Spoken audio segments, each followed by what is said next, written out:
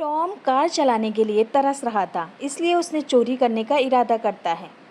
दूसरे दिन एक मशहूर ज्वेलर्स की दुकान पर चोरी होती है और चोर ने अपने चेहरे को मुखौटे से ढका हुआ था, जो सीसीटीवी कैमरे में कैद नहीं हो सका। अगले दिन 3 लोगों पे शक होता है और तीनों लोगों को खड़ा किया जाता है। अब आपको ये तीनों में से बताना है कि आखिर ज्वेलर्स की दुकान पे चोरी किसने की है।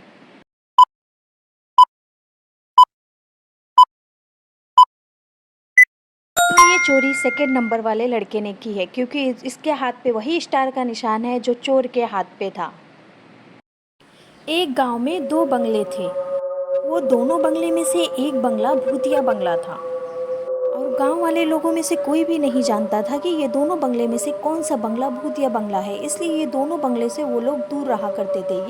मकान के मालिक को इस बात की बहुत फिक्र हो रही थी, तो अचानक से उसके दिमाग में एक आइडिया आता है और वो मनी प्राइज रख देता है कि जो भी ये बंगले में रहकर पता लगाएगा कि कौन सा बंगला भूतिया है, उसे 1 मिलियन का इनाम दिया जाएगा।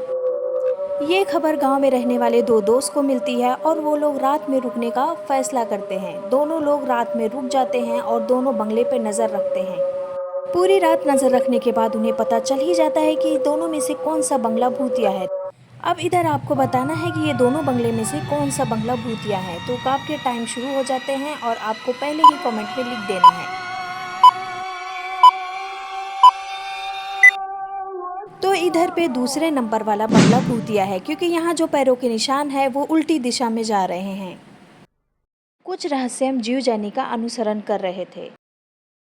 उन्हें एक अजीब सा घर मिलता है। वो घर के अंदर चले जाते हैं तो वहाँ पे उन्हें 3 दरवाजे देखने को मिलते हैं।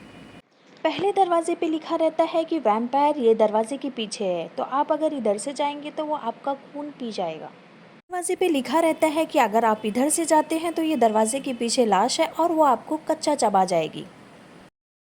तीसरे दरवाजे पे लिखा रहता है यहाँ पे एक भेड़िया मानव है और अगर आप इधर से जाते हैं तो ये आपको जीवित करेंगे।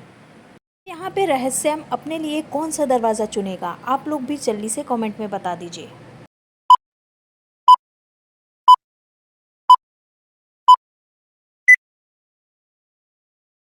भेड़िया मानो अपने लिए पूर्णिमा चालू करते हैं, तो आज चांद पूर्ण नहीं है, इसलिए वो तीसरा दरवाज़ा चुनेगा।